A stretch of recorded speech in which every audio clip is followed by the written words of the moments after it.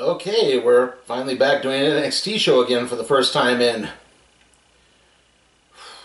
2 or 3 years, I want to say.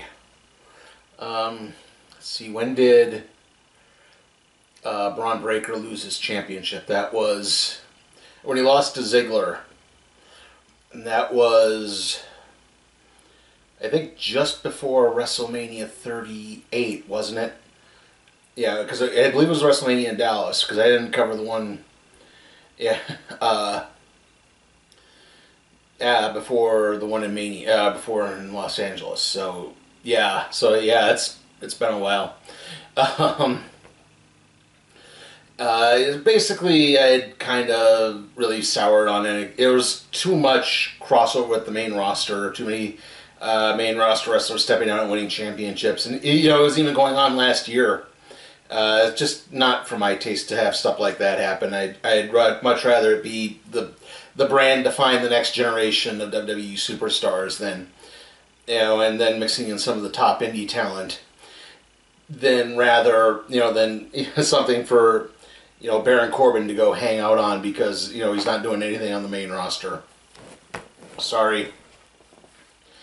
Anyway, enough has changed now. Like, for example, we have another women's championship, the North American Women's Championship.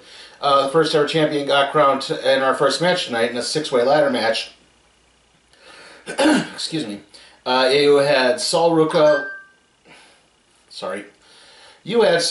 Lash Legend, Michin, Mia Yim, Kalani Jordan, Fallon Henley, and Jada Parker. Competing in this match to become the first ever NXT North American Women's Champion. Early on, Henley and Roka immediately tried to go for the ladders. Everyone kind of tried to stop them. Michin tossed Parker off of the announce table and into a ladder. Parker and Ruka then fought on top of a ladder once both had tried to climb it. Parker threw Jordan out of the ring, and not through a ladder, that was later. That was when Lash Legend came into the ring and was almost there. And all of the other women basically ganged up on her and slammed her off of the ladder through a bridge ladder on the outside of the ring.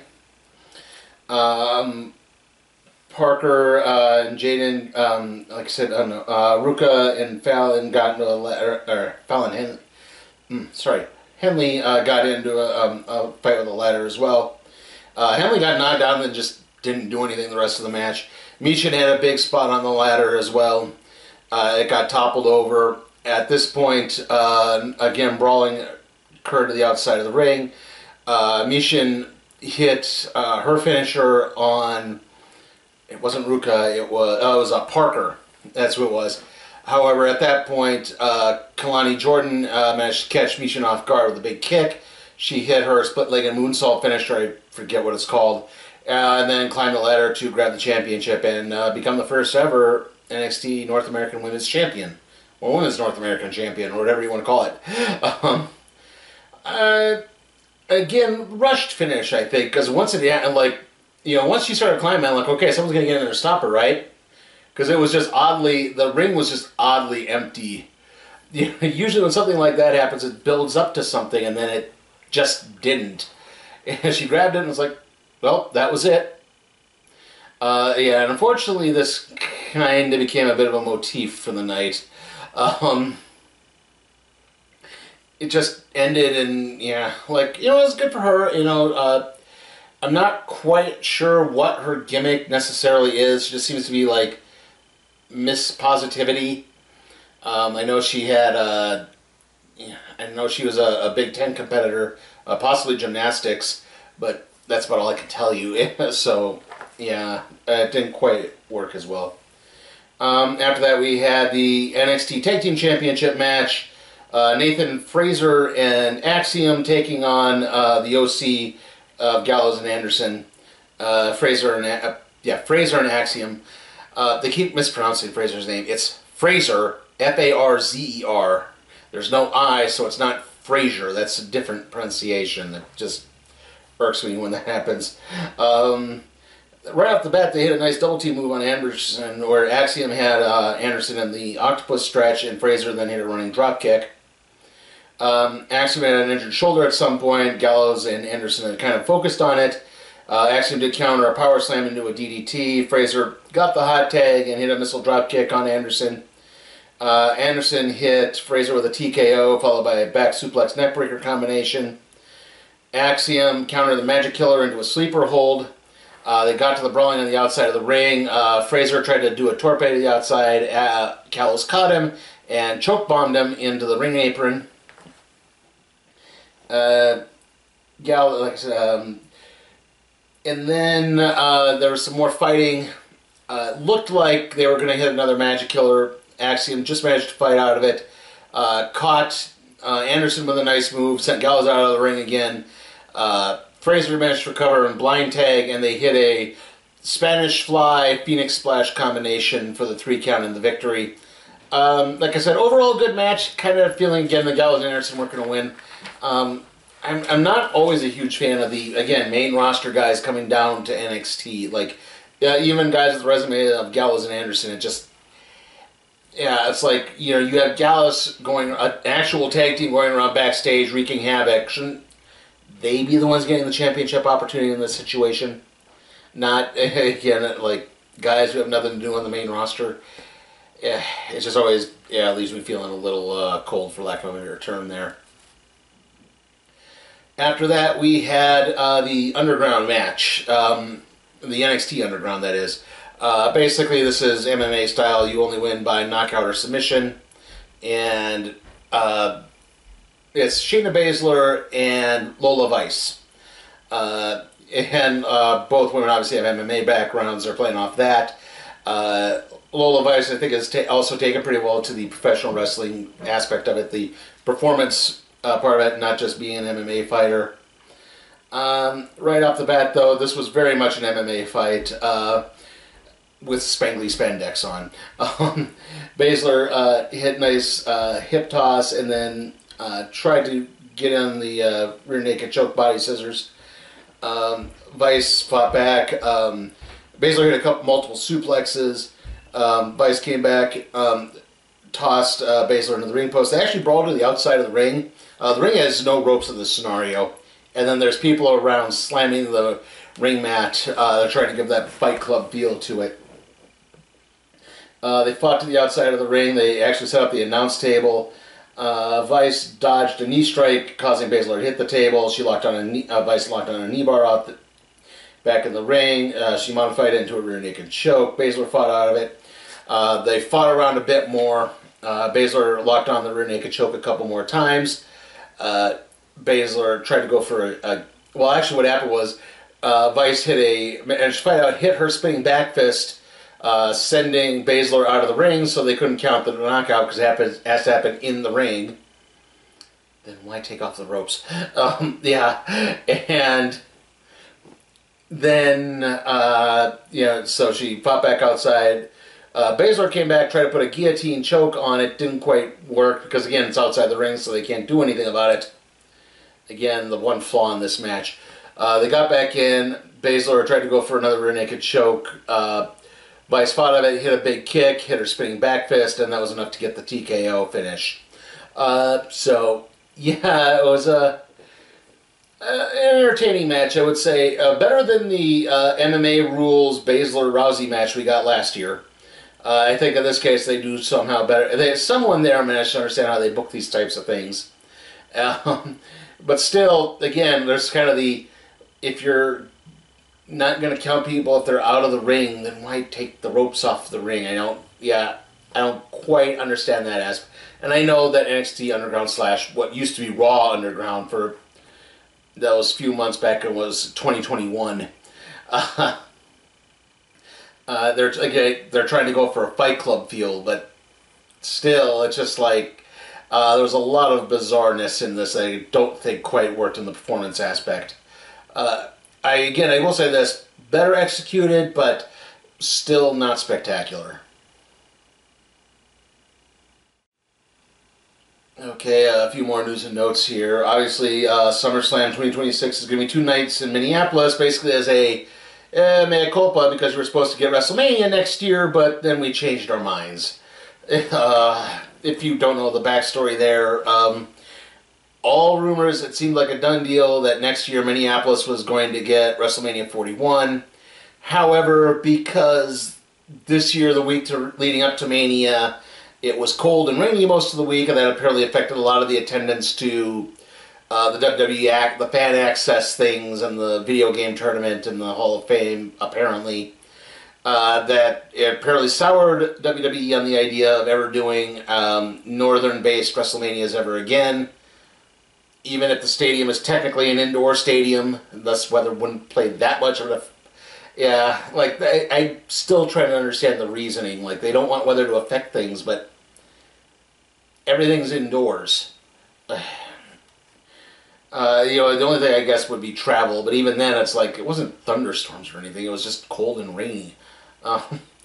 Anyway, Ricochet, they had the promotion for WWE Speed, their show on Twitter. They're still showing Ricochet as champion, even though he just dropped the belt in the previous episode.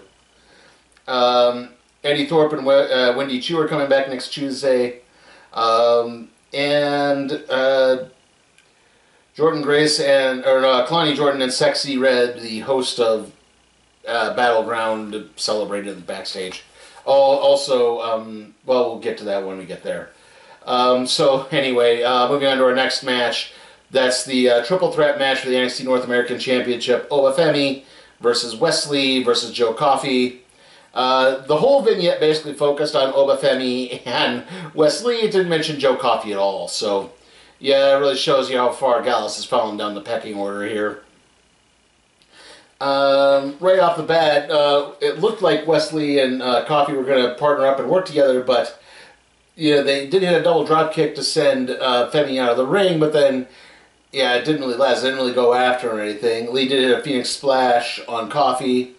Femi then no-sold a back fist from Coffey, or some punches from Coffey, while he was holding Lee up for a vertical suplex. The big spot here, I think, was Obafemi hitting a military press slam off of the second rope on Wesley, throwing him into Joe Coffey. And again, more fighting. Eventually, Femi came back, he had a pop-up powerbomb on the ring apron to Coffey. And so at this point, Gallus interfered.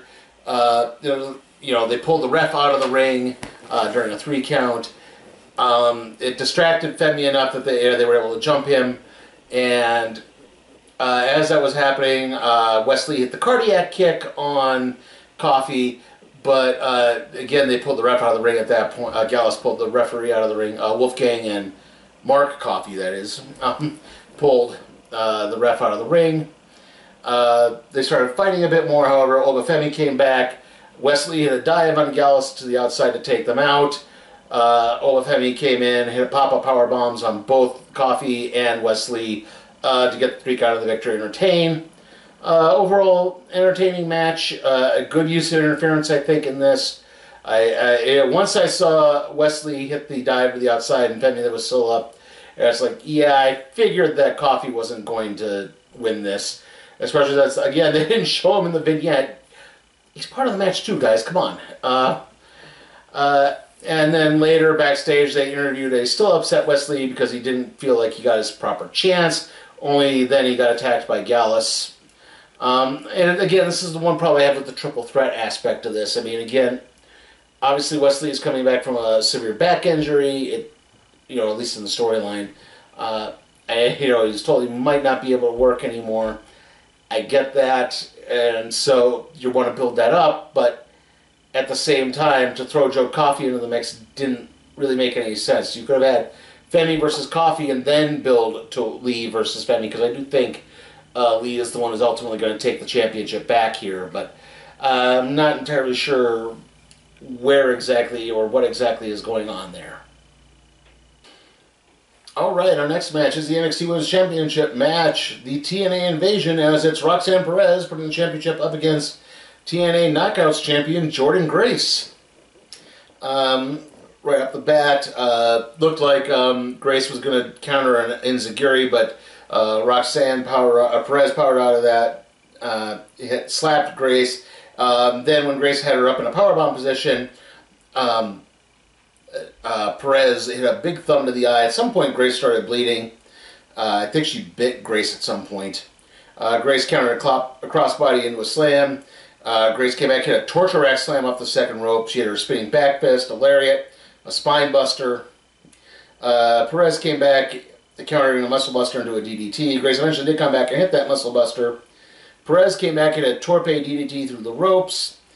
Perez tried to hit the pop rocks on, that's her finisher name, it's a code red, on the ring apron, or off the ring apron to the outside of the ring, but Grace blocked it. As this happened, Tatum Paxley came out of the crowd, went over and stole the TNA Championship, the TNA Knockouts Championship, and started to go up the ramp. She got attacked by Ash by Elegance. They almost called her Dana Brooke. That sent Grace after them. She took both women down, and that enabled Perez to catch Grace off guard and hit the pop rocks for the 3 count and the victory. Again, kind of a rushed finish a little bit to this as well. I don't think the interference worked quite the way it did in the NXT, the North American Championship match. It did have some interesting aspects to it. Again, I do think there could have, like, I did think overall it was a pretty fun match. I like Perez as a heel. The only thing is, if you're going to have her be a heel, maybe don't call her finisher Pop Rocks. Pop Rocks is fun.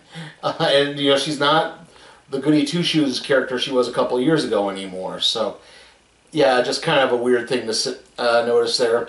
Like I said, I'd almost say they were building to Tatum Paxley winning this, but I'm not sure now. Again, I mean, there's talk there's going to be more WWE TNA crossover here, so maybe Paxley's going to show up in the on Impact in a couple weeks. Who knows? But yeah, I do think that could lead to some interesting aspects there. But again, I think right now I'd still say maybe like Cora Jade whenever she comes back. I'd like to see when that, given the history with her and Roxanne Perez, that could be an interesting thing if it can work out. Anyway, let's move on to our main event for the night, the NXT World Championship match, Trick Williams versus All Ego Ethan Page. The recently in AEW up until a couple weeks ago when he popped up in NXT and his contract had expired. Right off the bat, Page went for a cheap shot on Williams. Williams came back, slammed Page, but then fought to the outside of the ring where Page whipped Williams into the steps. Page had a nice butterfly backbreaker through the ropes. Page had a straightjacket superplex. Williams came back, hit kind of a flapjack-like maneuver. Page rolled out of the ring to avoid a spin kick. Williams did hit a spin kick. They got to the outside of the ring, but Page then hit a running power slam on Williams. He set the ring steps up, hit the running power slam through the announce table, and so yeah, used the steps to go up and do the slam. That was the big moment. However, they got in the ring. Page hit another maneuver, went for a 2 count. It only got a 2 count. Got Williams into the corner, was trying to cheap shot him again. He turned to argue with the ref, and that was enough for Williams to catch Page off guard with the trick shot for the 3 count of the victory, and that's kind of how it ended. No attack afterwards, not really much of a celebration. They didn't further any angles, which I'm so used to in NXT. It just, the fact that it just kind of ended, and even then, like, celebration was only a minute or 2 long, really made this feel flat. Like I said, overall, not a bad match. I do think they're definitely setting up for Ethan Page to be the long-term feud here. I mean, I know they were setting up Noam Dar to be one, you know, and maybe, what was it? Someone else, too. I can't think of who it is now. But it's like, no, I think it's got to be Ethan Page. It's the only one that I think had any type of momentum in it and looked like a champion in his match. So, yeah, I do think they're setting up for Ethan Page to win this thing, maybe in the next round. They're in Toronto in January. Page is Canadian. I could see that happening on the next Premium Live event. Again, overall, rushed finishes just kind of did this show in, I think. Overall, matches were not bad. It's just, again, a match, you know, it's like, that was the finish? Like, I was still expecting so much more. And again, maybe I got spoiled on the old NXT, the old NXT, where again, matches could routinely go 30 to 45 minutes, and you would get those big momentous moments, and you don't really get those in this. I understand they're trying to change it. I know a lot of people dump on, oh, there's too many times the finishers kick. I have no problem with not kicking out of finishers. Obviously, that's the whole point. But you could do other things. You could hit other moves that look almost finisher-like to almost get the 3 count. Like, yeah, we don't really get those anymore. We don't get the, oh man, this has got to be it. This has got to be it moments. We didn't have Roxanne Perez trying to use the ropes for leverage, for example, trying to do this. Again, maybe getting a cheap shot in before she hit her pop rocks. Like, she just countered the out of the Juggernaut driver. That's all she did. So again, it kind of loses a lot of the impact there. Like I said, the only one that really worked for me was that North American triple threat, and even then, I still had problems with it. So, yeah, I just matches just didn't have too many problems that didn't quite work for me, and did drag the show down quite a bit. Like I say, it's not a bad show. It's still enjoyable. It was at least 2.5 hours long, so I wasn't sitting around doing nothing. But even that got padded out a little bit because we had to have a top 10 segment, and then pointless vignettes about Drew McIntyre and I think The Miz or someone like that. I can't even remember. So yeah, or no, it was Damian Priest winning at WrestleMania again. Which again is nice, but it's like, do we not have anything else we could promote? So yeah, just kind of a overall decent show, but not a great show. I am going to be giving NXT Battleground a C. Technically Battleground 2024, but yeah, a C. It was very average. Like I said, I do think there are some stars here that can work. I would like to see maybe more TNA crossover. Again, the next show is in Toronto. So, again, if you have Ethan Page and then maybe like Josh Alexander interferes on Page's behalf, I mean, that would be kind of cool, and maybe that could lead to some interesting things. Reunion of the North. Again, let's see some more tag teams to challenge Fraser and Axiom. Let's try to start livening things up again, is what I'm trying to say there. So, okay.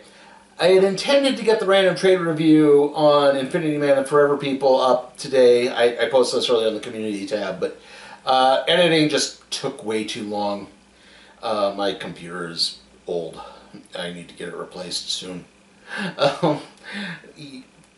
Yeah, so it's really starting to show its age, and I have to try to only work in short bursts. But so if something takes 2 to 3 hours, it's like I don't really want to spend possibly another hour and a half uploading it to YouTube. So that's kind of what happened there. It'll be up on Tuesday. This is in all likelihood going to be up on Monday. Monday morning. I don't know when exactly. Hopefully soon. Anyway, after the random trade review, the next video after that is going to be Infinity Man and the Forever People, and then we'll be wrapping up Doctor Who. See you all next time.